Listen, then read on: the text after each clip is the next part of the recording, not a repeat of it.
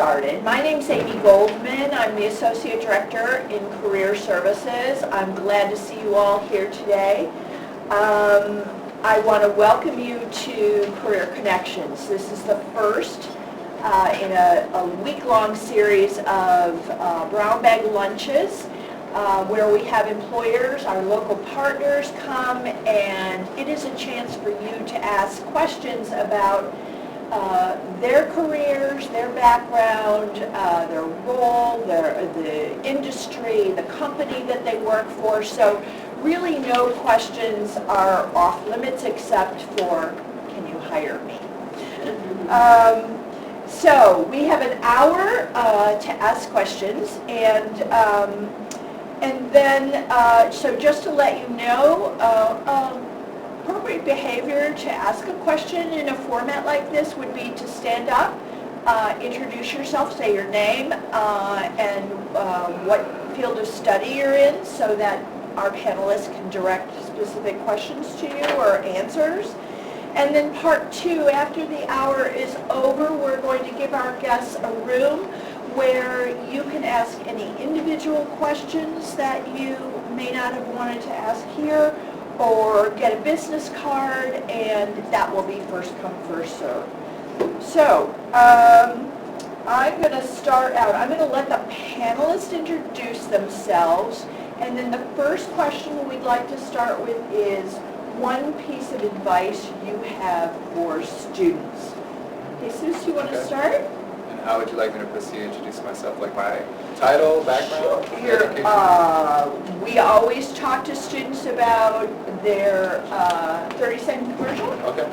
And also, I want to let you know that these fans, we have no rhyme or reason, so you want to project because these are kind of loud. Okay, well, great. Well, first off, thank you for having me and inviting me to be a part of this panel, this discussion. I'm excited to just be here and be present with you all and to share my experiences and my career path, my educational path, and whatever else that may be of interest to you. I currently work for the Conservancy for Cuyahoga Valley National Park. I'm the Education Director at the Cuyahoga Valley Environmental Education Center.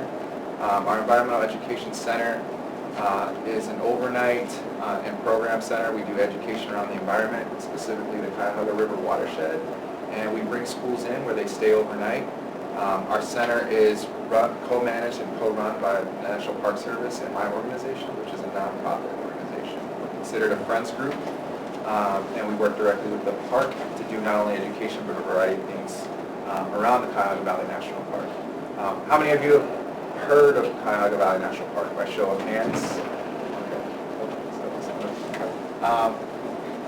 So it's really about connecting communities to this public space and just educating students that it's much their land, right? And that's part of being, in this country, that we have access to these public spaces.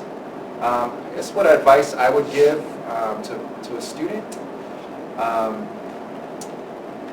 guess from my perspective, one thing that really gets lost as you pursue your career and as you go down these paths, the importance of self-care, right? Your mental, emotional, and physical well-being is just as important, right, as bringing in that paycheck, right? So just your overall health, and make sure that you allow yourself time and the space to address your own individual needs so that you can better perform and better deliver for whatever it is that you're doing on a day-to-day. So that's my advice that I would have.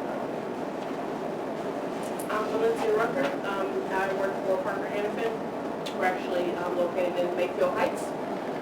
We are a manufacturing company for motion control. So anything that moves, we play a big part into it.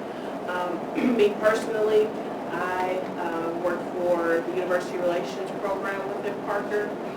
So essentially what I do is we try to bridge the gaps between university and industry ourselves. And the way we do that is through hydraulic, pneumatic, and electromechanic training equipment. So we donate specific pieces of those aspects to colleges and community colleges. And they train on those, and they get to know who we are, and we get to kind of interact with the students as well. So we currently now have 13 of those labs around the U.S., and CSU is one of those down in the engineering building. I'm sure Probably some of you guys have seen the Parker Hannifin sponsored lab. So I run that entire program. And then also we actually do the same thing with community colleges as well. So we have over 140 community colleges that we manage for that as well.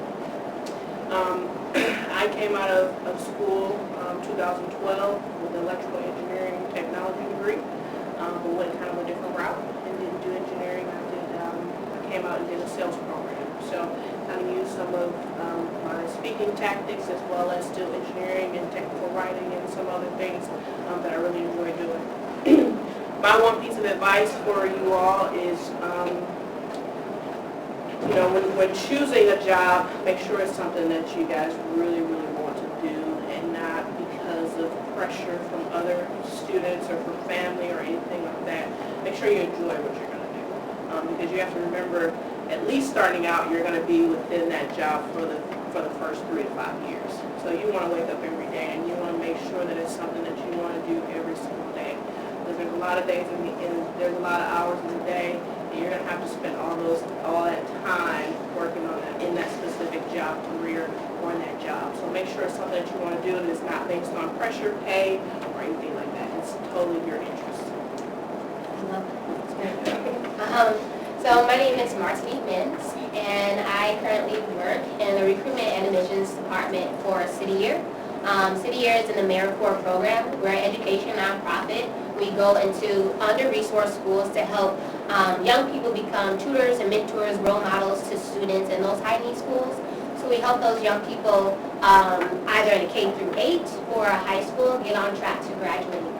So the idea is for us to kind of close the achievement gap while helping young people just graduate high school or college to kind of learn about their identity while helping other young people, especially it's predominantly people of color, the schools that we go into, helping those young kids learn about themselves, build themselves up so that we can then trickle out, right, and create a stronger future. That's the idea of it all. And I actually proudly served as an AmeriCorps member for 2 years.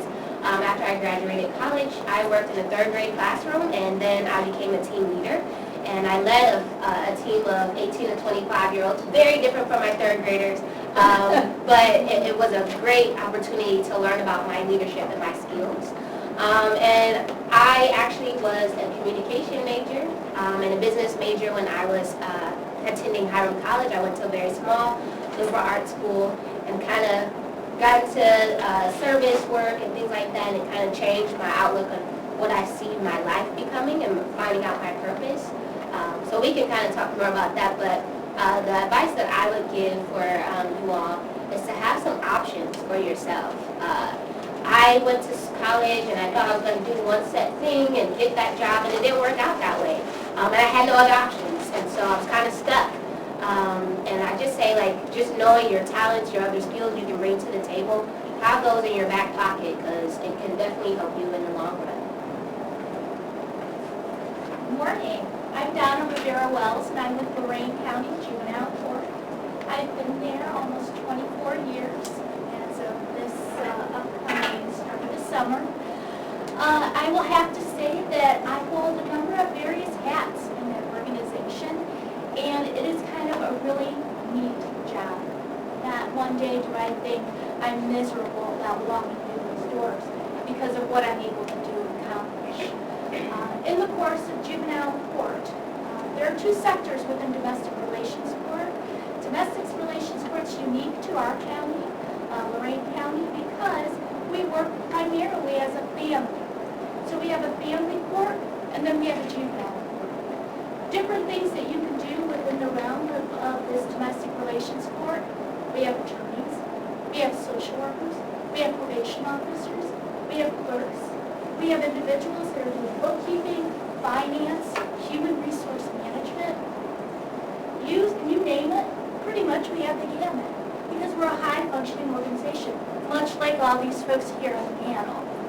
But I felt like I probably needed to throw that out because when individuals hear about a court system, they think kind of more of that negative connotation. And really, in all actuality, there's a lot of good things that are coming out of this court system and the courts here in our state. Currently, I work at juvenile court. I've been there as long as I've told you. But I also hold another hat. I teach part-time for a local university, Youngstown State. And I teach for the social work department. So, in terms of what I want to be when I grow up, sitting in your seats, I'm still working on it. It is a learning bridge, and it's really neat. And I have to say, I'm really ecstatic to be part of this, to see you guys sitting in these seats thinking, man, what am I doing? What do I want to do? I really value that, and I think it's really neat that you're here listening to everybody share their stories, sharing the opportunities. My background is, I have a bachelor's in psychology from the University of Toledo. I have a master's from Case Western Reserve in social administration and social work. I currently also hold a PHR, that is Professional Human Resource Management Certification. And I also went to the National Center of State Courts, to the Supreme Court of Ohio, and I've been certified as a court certified executive and court certified manager.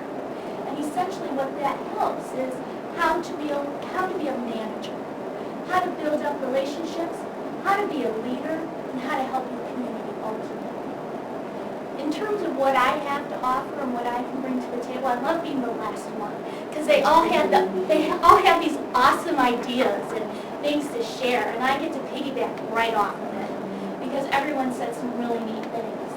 I have to stress the fact of self-care is important. How many of you work full-time? How many of you take care of families, or take care of somebody, or have additional responsibilities, and you're sitting here trying to balance schoolwork and this and that and everything? Self-care is so important. It helps with that burnout thing that everyone talks about. Burnout is what hurts in your career, on your path.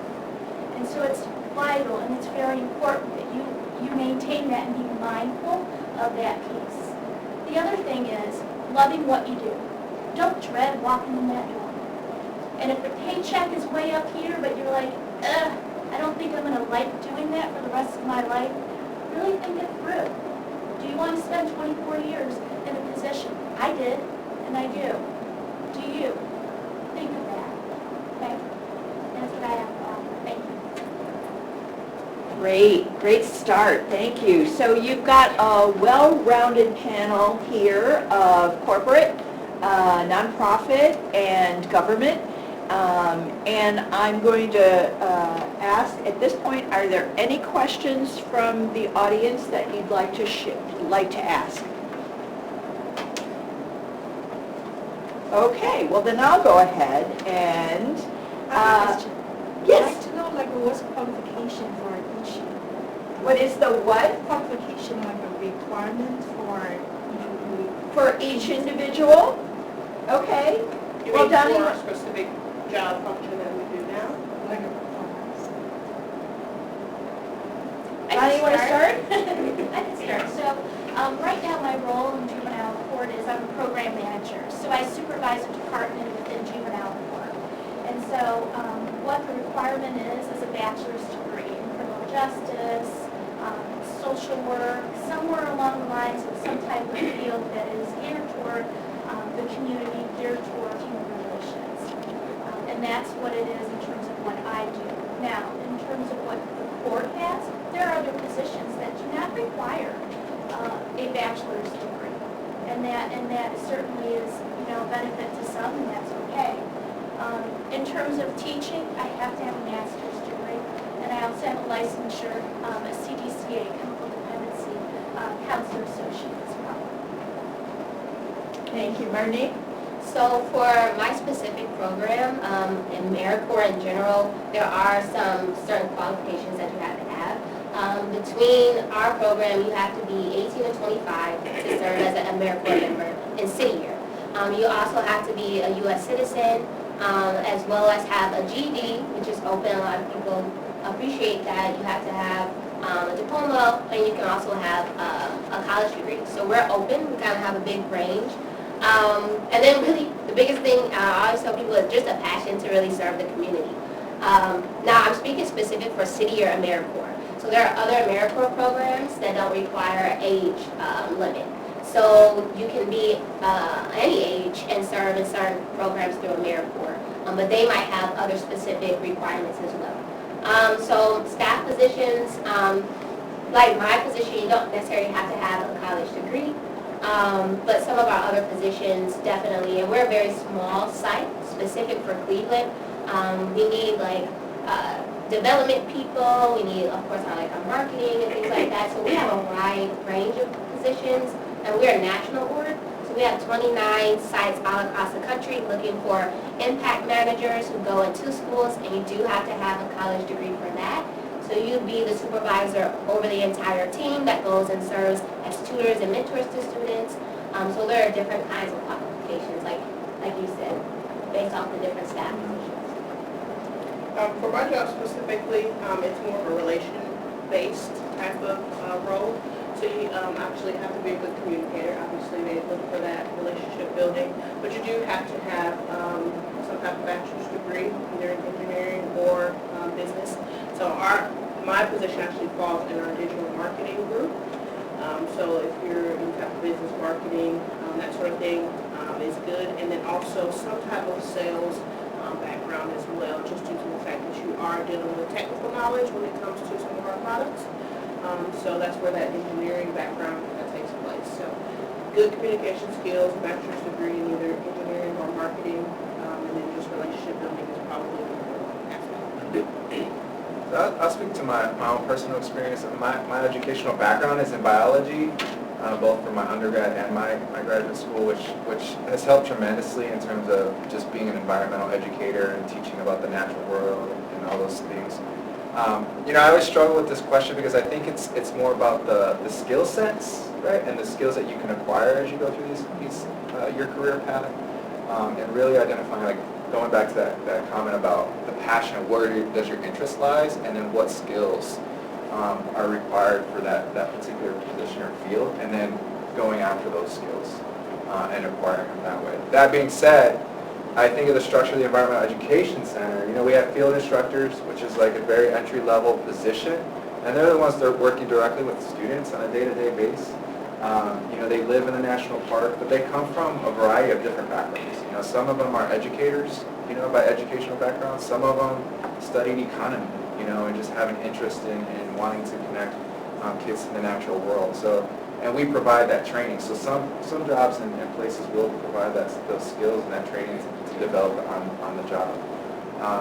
So I guess my point is that, in this particular, the environmental education field, like, we have a variety of different backgrounds, both on the conservancy side and then when I think of the national park side. But, things that would help, education, connection to education or understanding of education, working with youth and programs, some on the higher level with our administration, having that business acumen or that understanding of how grants and funding works, and some nonprofit management skills. So those are the things that I guess, I would throw out there as well. So I'm going to piggyback off some of what was said. I find it really interesting that self-care is something that people mentioned. I also think that when I work with students, they often have difficulty deciding what is that passion. And so I kind of scope it down into some interest, because I think people have many passions, and passions develop as you go through the life of your career. But how did you guys know what you wanted to do? I mean, how did you know what you wanted to study and where it was going to take you? Did you know? I'll start out. I did not know what I wanted to do. Coming out of high school, when I'm going to college, what did I want to study? And then post-graduation from college, I still didn't know what I wanted to do. But someone told me one time, and they told me to ask myself, and I actually live by this every day now, is what's something that you would do for free if you could? And I thought to myself, there's a lot of jobs that I wouldn't do for free, and there's a few that I would, because I actually really enjoy those jobs. Obviously, we know we're going to get paid for those jobs or be compensated for those. But if you think about it, what's something that you would want, that you could do if money was not an option? What would you do for free? So that's kind of what I kind of base myself on. Who else? I'll contribute. So I had an idea. When I was a little kid, I wanted to be Jacques Cousteau. Do you know Jacques Cousteau? He built the breathing apparatus. He was a famous diver and an ocean explorer. It's pretty awesome because in this job, I'm like 1 degree away from him because we work with Earth Echo, which is Philippe Cousteau, his grandson or his great grandson's organization, and they came to our center. So I was like, oh my gosh.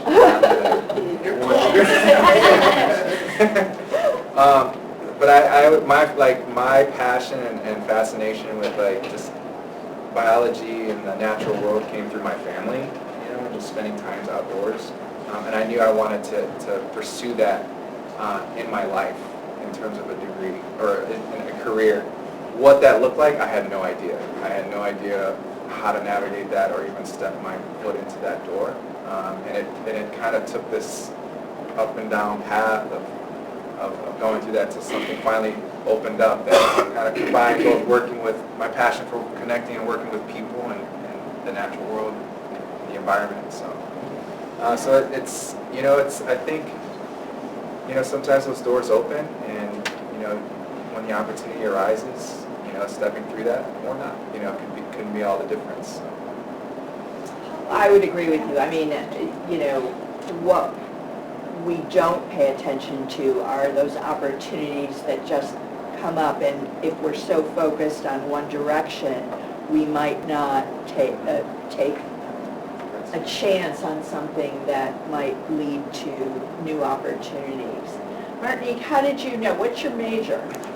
So I majored in communication. Oh, right, you said that. So how did you, I mean, that is so broad. How did you know? It is. So I figured communication, I thought I was going to be like a journalist, broadcast journalist somewhere. Because in high school, a lot of people were like, you have a talent, you have a voice. 'Cause I'm a big spoken word artist and I do a lot around Cleveland. But in high school, I had to like do an assignment about folklores. And I was paired up with somebody who didn't want to present, and we had to write a poem. I wrote this poem, presented it in front of my class, and they like cheered and like clapped and stood up, and I was so shocked. And I was like, this feels like something.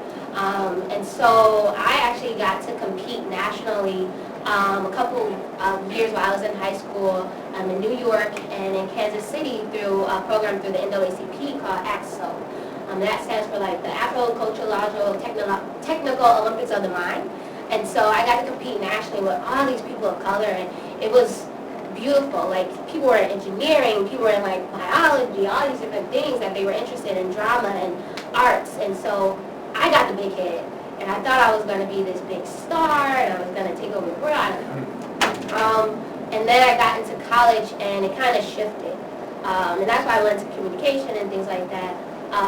And I had to humble myself a lot and be kind of grounded and figure things out for myself, and which is why I say I have options, because when I graduated I applied to one thing and I didn't get into the program, and I was really disappointed and got into depression, and that's why the mental health and things are important to recognize and realize. And I stumbled on City Year. And City Year really shifted my focus, and I realized what was really important and how I wanted to use my voice for young people who don't always have access to certain things. And it really helped me to be humbled even more and to see what I can do with my talents, with my spoken word, and how I love art. And so I got to do that as a core member, and to bring that to students was, I'm not necessarily doing exactly what I thought I would do, but utilizing arts in all these different spaces and through nonprofit and having them allow me to do whatever I really want with it is really cool. So I'm still trying to figure out my passion and what I want to do, but I'm making steps, and I think that's important. Donna, did you originally major in social work? I majored in psychology. Okay. So Which is very broad also. It's extremely broad, and I was advised to do that, quite frankly, because I wasn't quite sure on my path. My thought growing up was I wanted to be a counselor. Well, you know, you need a background there, so that was the basis of what I needed. In terms of where I ended up right now, how I got there, it's truly an open door. Like literally, self-disclosure. Open door. A gentleman came to my door the week after I graduated from college, came to my front door to meet with my mother. And they had a conversation. I went to the hallway and said, "Mom, who was that?" She had a card in her hand, and she said, "You need to call him." And I'm like, okay, right on. So it turns out he was a juvenile probation officer for my young sibling, my little kid brother, who was checking up on him. And needless to say, I did call him. And he was a wonderful resource for me in terms of identifying what he did for a living. He walked me through all the pieces and parts. He then said to me, "Are you interested in something like this, in this job?" And I said, "Absolutely." And he said, "I'm going to give you this woman's name." I called her, and she, in talking, said, "Would you be interested in shadowing?" I said, "Absolutely." I had no job. I had nothing going on. Absolutely. I went in, did the shadow with them, in a dress back in the day, a long dress, like day dress and heels, and I'm going out in probation field. And I talked, and at the end of the night, she said, "Are you interested in a position?" And I said, "Absolutely. I sure will." So in terms of how the door opened, it literally opened by somebody coming and somebody identifying, this may be a good fit for you. The other thing is asking questions. You know, I admire the fact that you took time out of your day to be here. Ask the questions. You own this panel. You need to ask us what's going on here, because ultimately it's your path. And by me asking questions and moving to the next person to ask a question and the next, that's what got me to where I am. And I'm really pleased with that. So I encourage you, ask those questions. I have a question. So what Donna is describing is an informational interview. Have any of you partaken in an informational interview? What you have? Yeah. Do you want to share with us? Sure. Yeah, so I was a communication manager. I actually graduated last May from Cleveland State with my degree in communication management, a focus on health communication and mediation. And for my health communication class, we had to interview somebody from somewhere in the health field. It was very open though. So I ended up shadowing and interviewing somebody from frontline service. They did work with the homeless mentally ill population. Yeah, and so I shadowed and interviewed the, I'm trying to remember, her name was Misty Funk. She was the program manager at Frontline. She's also a social worker. What did you learn about yourself from that? Yeah, so I learned, well, it was actually kind of funny because I got my first job out of college at Frontline, and because I initially did want to go straight into my into graduate school for social work, but then people were telling me, like, make sure this is something you want to do if you want to go, you know, take out the loans for grad school. So I learned that I am passionate about mental health. I am passionate about making a difference in the community, except not necessarily from the social work standpoint. I learned social work is not really my niche into mental health. I think like mental health counseling or even art therapy would be kind of where I would go if I did do graduate school, at least in this moment. So I did. I worked there for about 4 months, and then some mental health of my issues of my own came up, just feeling burnt out, and so now I'm kind of trying to figure out my next move, which is what brought me here today. So, Great, yeah. great. We're glad you're here. Anybody else have any comments or questions at this point? Yes, can you stand, tell us your name and what your major is? My name is Jessica Augustine, major biology. Okay. I love national park, I love park system. So my question is to him, see, like you mentioned, so you're doing the education program at national park, and the whole legal range is it nationwide or So- even area or county? Yeah, so the national park system is nationwide, so we're one of 59 national parks across the United States. We're the only one in Ohio, aside from the national park sites that we have. So our Environmental Education Center is one of 13 centers that operate within a national park system. So there's kind of this cohort of national parks that have learning centers and environmental education centers within them. And that's a national kind of coalition between them. So they come and share best practices and how they work collaboratively within their parks and within their national parks. We're the only, from my experience, the site here is the only one that we're this tightly knit. Like I share my office with a park ranger, and when I shared that to other organizations in the Environmental Education Center, they were like, "What? You share an office with the federal?" Yeah. So there's good and bad to that, but well, there's challenges and good things about that. But at the same time, yeah, we're a national park, so we do get we have the opportunities to tap into like national funding, and then being a local nonprofit, we get tap into local funding. So those dynamics that So, how frequently you are like to hire people? yeah.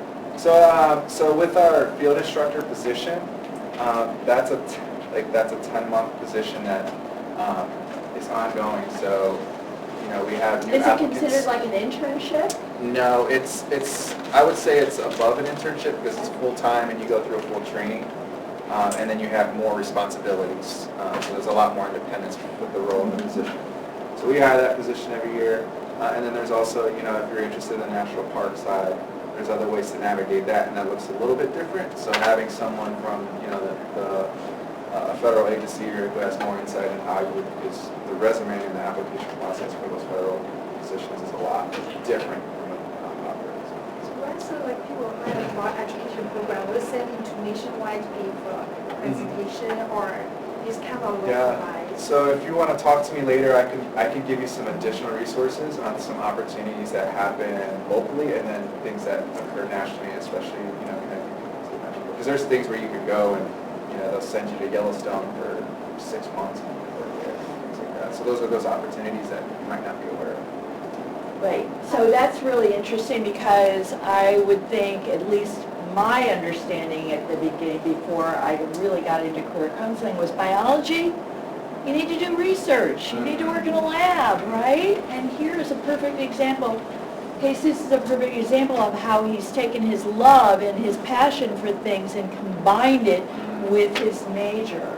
So that's really important. Thanks, Jessica. I have also a question. Yeah.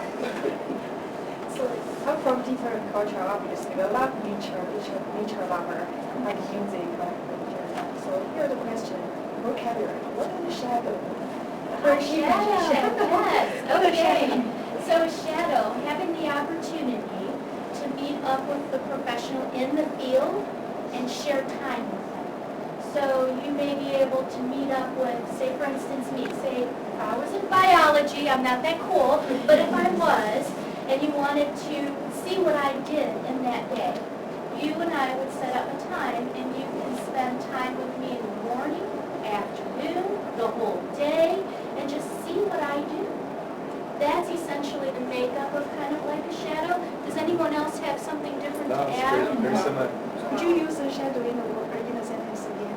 Okay, Like so just for what you Well- do, what you mean? Can you state the question a little louder? she would like to know how to define shadow and use it in a different In way. your job, like just shadowing people, just say like you ask the required to be shadowed, you say absolutely. Yes. Then I like to be shadowed in your field, just because like for one day or just explore.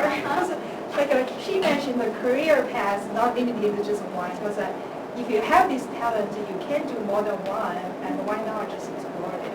Yeah, absolutely. So I'm going to share with you our quality assurance position that was just filled this year, past few months.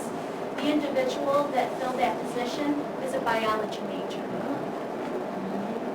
Data, research, pulling that information together. So, the makeup of what a job really looks like really can take many forms. It really can. based off of your knowledge, your skill, and your ability. If you have those and you recognize what your knowledge, skill, and ability are, you are a valuable asset to that organization. Did I use the word shadow right? Just like, Yeah. Oh, I like yes, to be you shadowed. did. Yes, thank you. And you can meet with me and we can shadow. Thank you.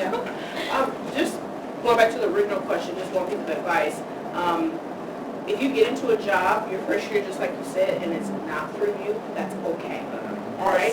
Because I'm sure all of us have been there where we've been in a job or on a special project or something, and it just wasn't for us. But one thing you do get out of that is things that you do like to do, right? So you may have the negatives on, I don't like this job or I don't like this position, but you do find out what you do enjoy doing. And that's how you can kind of formulate kind of where you want to go in the future. So you'll take those positives and bring those to your next position. So it's okay not to know. If you get in your first job and it's not what you want to do, it's okay.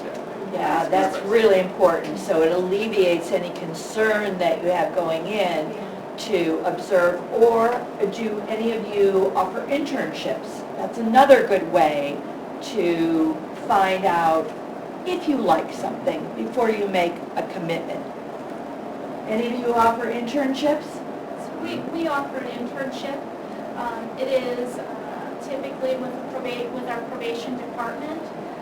It can be in any department that we have. So it can be in a specialized docket where there's mental health, drug court. It could be in a general population. It could be in a population where I work primarily with the school districts of Lorain County. It can be at our facilities. So there are a lot of different avenues that our interns take or determine what they like. I wanted to add though, I think it's beautiful to say that if you are in a position, you don't like it, the field, you don't like it, it's okay. I said, I don't know what I want to be when I grow up. I'm constantly learning. It's an evolutionary process. That's okay. What I would encourage you to do is, how about those opportunities to volunteer? I know you have lots right now, lots of things going on in that balance, but volunteering at an organization, being on an advisory board, doing various things like that, I do that regularly, and I find myself being pulled in more one direction and another direction, and it keeps me moving, and it keeps me alive. And so I would advise you, if that's something that you can do, volunteer or get on a board. I would like to add, if I could, as we're talking about, I'm Lynn, I'm the first specialist here. As we're talking about these opportunities to shadow with people, now that is, I think, a real gift of our professionals to offer that opportunity. But what I would do is I would encourage you to maybe do an informational interview first. Sit down with that person, and it can either be on the phone or in person, ask them for 15 to 30 minutes of their time, and do a little more exploring before you decide, do I want to actually shadow this person and spend, an hour or two with them. So in terms of the sequence of things, think about the value of those informational interviews too, to do a little more exploring before you actually. Thanks, Lynn. So basically what we're talking about is networking, and I guess I'd like to pose the question to the panel of how important is networking and developing your social capital? Anybody? So it is extremely important. So that's a big piece about City Year. We're a gap year opportunity. So you talk about like service and things like that, maybe do an internship. It's only 1 year, so you're not stuck in a position. Then you can go out and flutter out to these young people over here. But taking a gap year can help you discover what you like and what you don't like. It definitely helped me. But while you're there, we're building you around professional development. So the networking piece is already encompassed in your year of service with us. And so talking to administrators in the building, the principals and things like that, you'll have access to. Will help you learn how to network and speak up and tell people your interests and your passions. We have different institutions come out to our office to talk to you all. We set up network nights where you're coming and talking to folks and have to, dress professional. We have business cards created for you so that you learn that by the time you graduate from our program, so that you then can go out and build on your network. I definitely built a great network as a core member and built mentors through that network who have helped me get jobs after that. And I say have a mentor of any age. You can have somebody your age, somebody older. My mentors are like 60 and they are awesome. I've learned so much from them because they've helped me so much, especially in my 20s right now, figuring out life with social media and all that kind of stuff. Building your network is very key to help you throughout your future. Yeah, I agree. Networking is very important, and not only when you're in school, but actually when you're in the workforce as well too. When I graduated high school, or when I graduated college, the networking didn't stop. You know, it continued to progress, and it can continue to help me in my job today, because obviously you want to progress in the field that you're going to be spending some time into.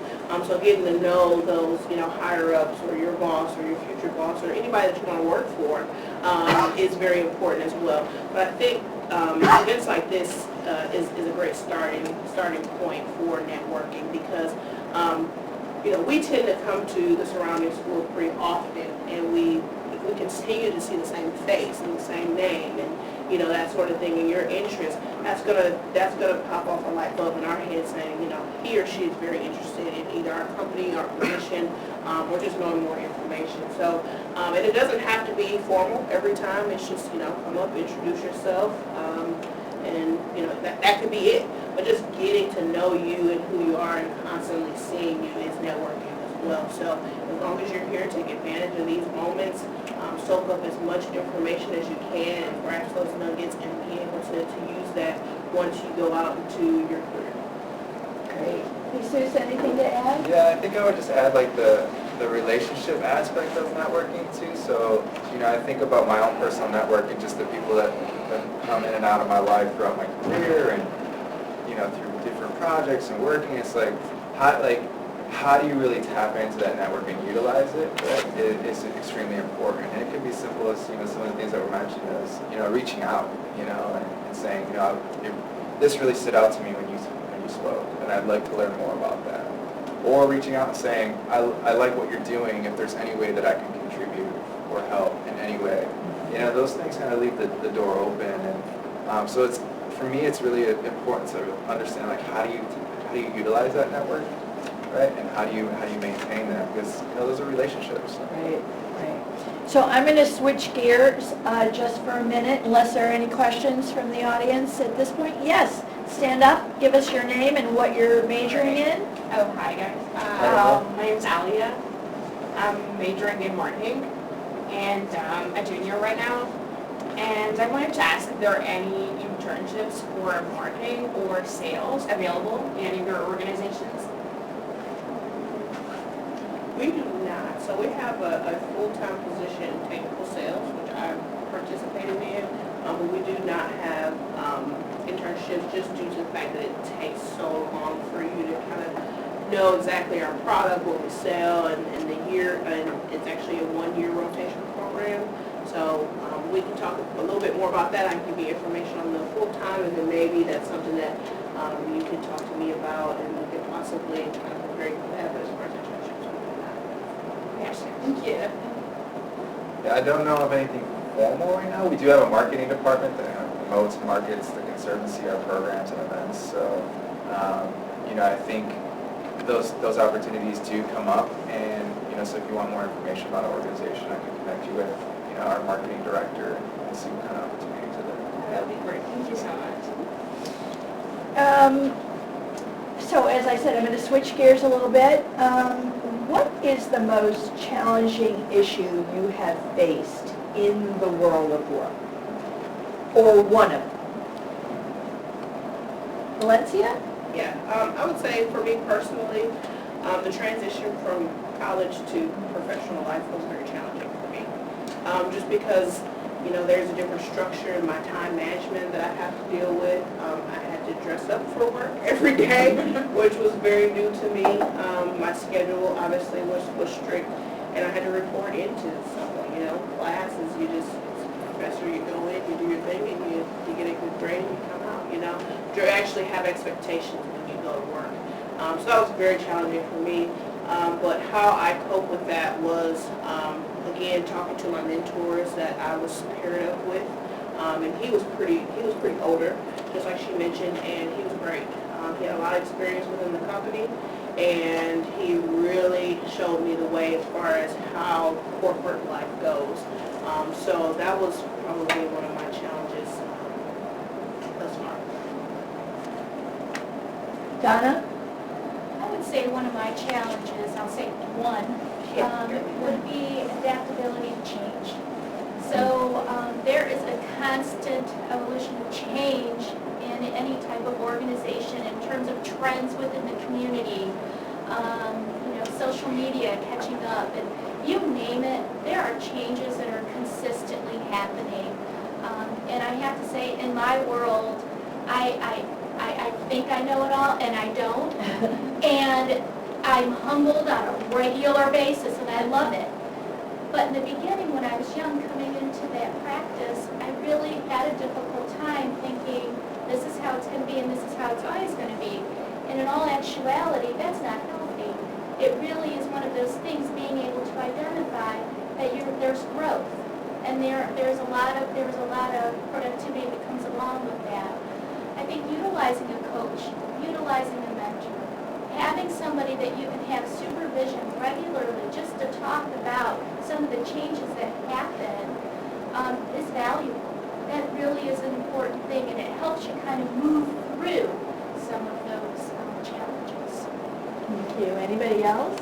Yes, I would say, one of the most challenging things that I experienced throughout my course of my career has been balance, right? So the not only the work-life balance, but like the balance within the job itself. So like the nature of nonprofit just seems, and I'm sure like even within these other fields, there's a lot, right? And you get the tendency, because it's so mission-driven, that you want to do so much for so many people. So there's always these grant opportunities and these things, and then before you know it, you have like multiple projects on hand. So how do you prioritize? How do you make that balance, and how do you manage your time within those? So one of the things I learned the hard way was that I need to be more vocal and ask questions, right, of my supervisor, that they're there as a resource, right? They're not there just to make sure that I'm doing my job, right? They're there because they have that knowledge and that know-how. So it took me time to like get over that fear of, I need help, right? I need to know what this is. I need to know what the priorities are. So, don't be afraid to ask questions and use those around you as a resource. Thank you. So don't be afraid to ask questions. Yes. So, I wanted to ask, are there any guidelines to have, to know how to construct a flexible plan, the way we were just talking about it? Flexible plan? Yeah, kind of like a flexible plan, like how to adapt to these changes in terms of work. Okay, so it's interesting, because right now I'll give you an example of what we're going through as a court system. Courts in general and juvenile probation are shifting their mindset. So it is what they're calling across the state probation transformation. That's not necessarily the rule of school of thought that we've always been accustomed to.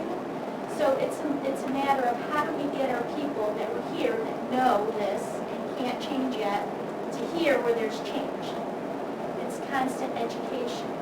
It's effective communication, talking about it, asking questions.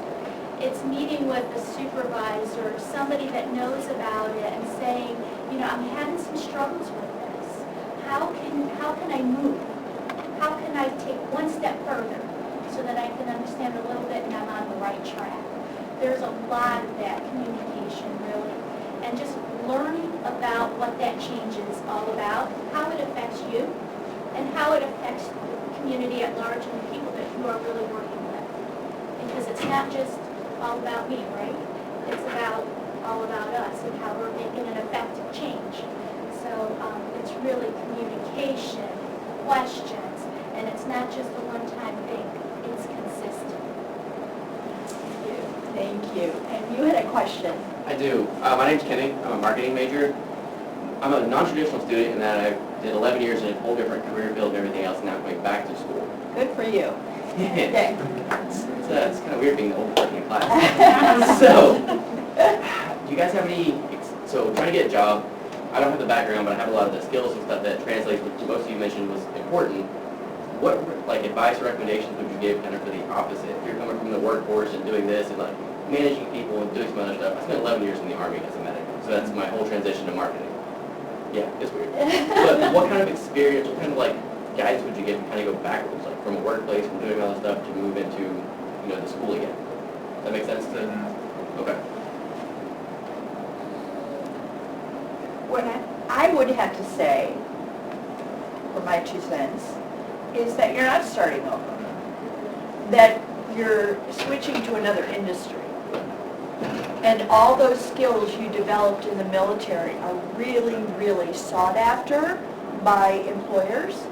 I would suggest that you do some research on veteran-friendly employers, and we can give you some ideas about that.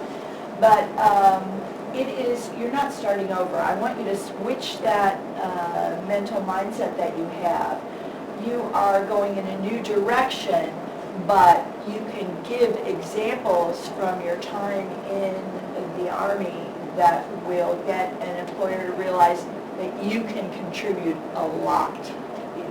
And I would say, when I'm on campus and I recruit and students come to me and they say, I don't have a lot of experience, or I don't have any of those jobs on my resume, but I've worked at McDonald's and I've done this and I've done that, that is experience. Okay? So, as long as you can articulate that to me and what you've done in your past jobs and things like that, and it relates to what I'm seeking in my employment, I think that's just as good as an actual position that you have held. So, like she said, you have to shift that mental mindset of, maybe you don't have that experience and maybe you aren't where some of the students are, but you do have some of that real life experience that some of the students don't have. So that sets you apart. And you have a leg up in the National Park Service because they give military veterans, they have special hiring for military veterans. The federal resume is no joke. It's entirely different. It is a different beast. Have we helped you with the transition from the Army, your resume from the Army to, we I have? came in for the resume RX like 2 weeks ago. Great. That was. Great. Okay, super. Well, other questions from our audience? Do you have any questions to ask of the students? I'm kind of curious, what's the makeup of our group? Okay. So, All right, should we ask them to stand up and do their elevator pitch? That would be great. Okay, here you go. Do you want to start? All right, sure. So my name's Kenny. I'm a marketing major, like I told you all before. My background is 11 years in the Army as a medic, but I also worked about 4 years as a recruiter. So I kind of understand the selling, the different mindsets, talking to people, which I still kind of hate. My ears are getting red. I know it's there.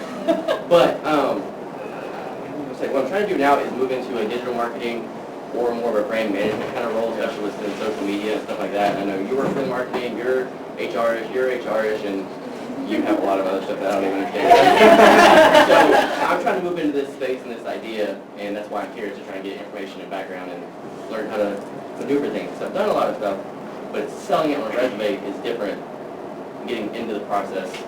So like, this is longer than the elevator pitch, sorry.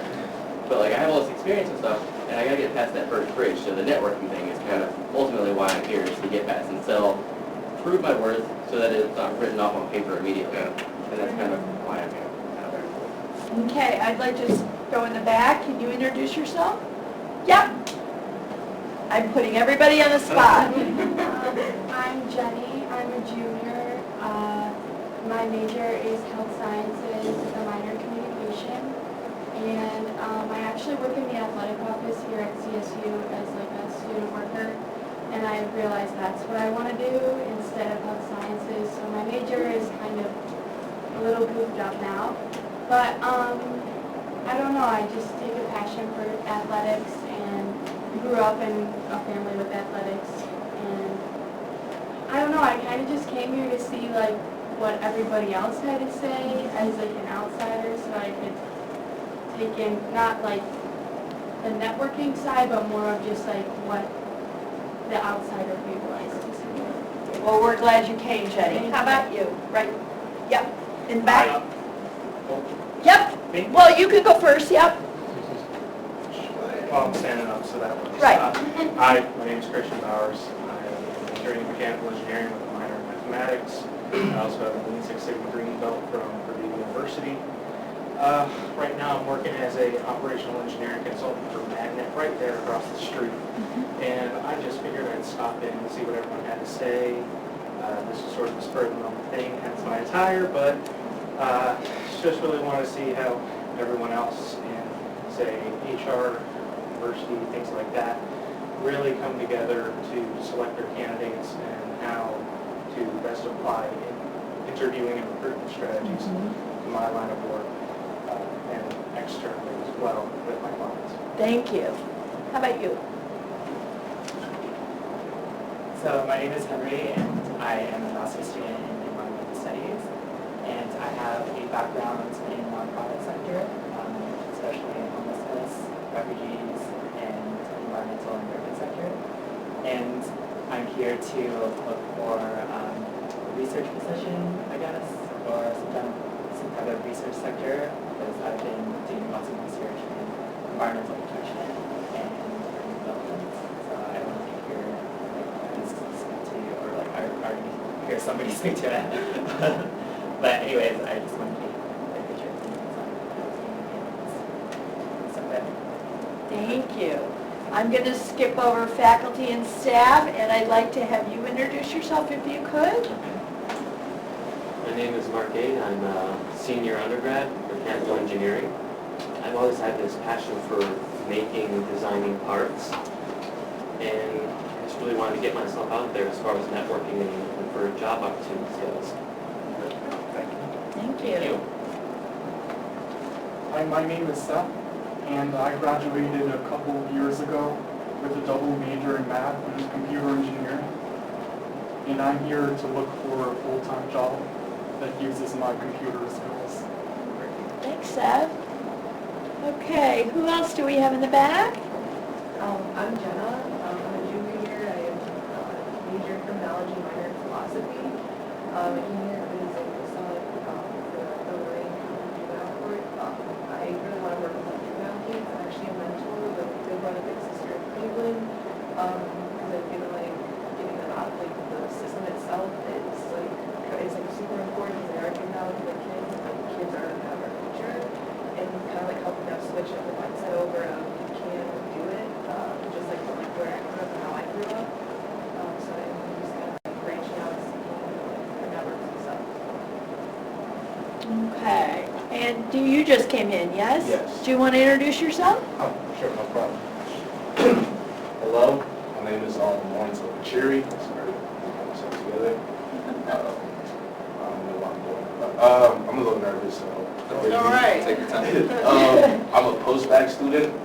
I have my degree in bio. I am pre-med with a minor in chemistry and Spanish. I've done a lot of things, but I know my main passion and my main goal is driven towards medicine. But I'm also very well learned in different things. Like I've done everything from selling cars to working at Amazon. I've worked in hospitals. I've done everything in between. So this was kind of an opportunity for me to kind of, expand my horizons further, because you can never learn too much. And you never know when those skills may come in handy one day. So I just came here to get a feel of, I guess, the room and conversation, and then see where it can take me. Great, great. Thank you. So both of you had already kind of shared your major. You wanted to introduce yourself again? Sure. Okay. I didn't say my name before. Okay. My name's Sarah Smith. I'm a CSU alumna. I graduated last May with my BA in Communication Management, Health, Commons, Mediation. I'm also a Tri-C alumna. I have my Associate of Arts in Creative Arts Therapy and Psychology. I am a self-published author through Amazon. I've published a few poetry anthologies, kind of trying to raise awareness about mental health, social justice issues. I have experience in the nonprofit sector as well as retail customer service. And I was working at Frontline as a case manager in integrated dual diagnosis treatment, which was kind of intense. And now I am looking kind of to to see what the next move is. I do want to apply to graduate school, but at the same time, I also need to like pay off other loans, so trying to find a job to do that. Thank you, thank you. Okay, well, I have one last question. What is the most important thing you look for when you are interviewing to hire for a position? Donna? Knowledge, skill, ability. When you tell me that you have a whole different field and you're enhancing all that, and you want to come to me, we're sitting at a table for an interview, I'm looking at you as green, and what do you have to bring to the table? And does your knowledge, do your skills, or do your ability, would that enhance what we have going for us in the position? And that's what I look for. The other thing that I look for is attitude. I cannot train somebody with poor attitude, but I sure can train somebody that's willing to learn and value what we have in terms of our core mission statement. So those are the key factors that I look for when we're doing it. Thanks, Donna. Martinique? I like what you said about the attitude. And I'm at a lot of recruitment events and things like that, talking to young people. So just your approach and how you come up to me, because I then pass you on to somebody who will interview you. But I look for what we call it here a level 5 leader. So if you can come up and stand and declare or tell me your name and things like that, tell me, like you said, your skills, what your passion is. You don't have to have certain majors or anything like that, but if you have a willingness, again, to serve the community, people who have, no resources or less resources than some others, and you understand that, we'll get you down, we'll get you in front of somebody. For me personally, since I've only worked in relationship jobs, I think my first thing is, can you communicate with me?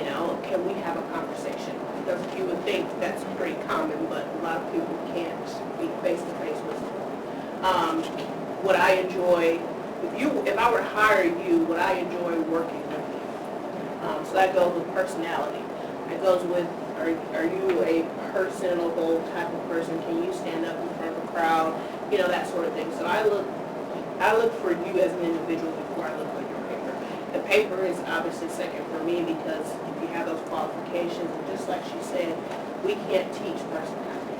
We can't teach those certain soft skills that you learn here every day, you learn here, and you learn at home, and those sort of things. So I look for those skills personally. Yeah, absolutely. I would agree with all of those comments made. I think for me, going through an interview process, one of the things that, when we ask questions, I always look for, are you thoughtful in your answer, right? Are you thinking through, this situation or applying it to experiences, whatever that might be, and applying it to this particular setting. So, that critical thinking and being able to think through things and problem solve, I think is really great. And to tell you, I'm sure we've done a lot of recruiting things, and we can tell if you're making up answers, right? Some people don't think that. Maybe if I, kind of put it on a little bit more thicker than what it really is, we can kind of see through that. So I think just being natural, and being yourself, and like you said, vertical and authentic, and really think about those answers. If you don't have the experience, just tell us. Just say, I just don't have that experience. And I think, too, I wanted to mention, you had said something earlier about the networking.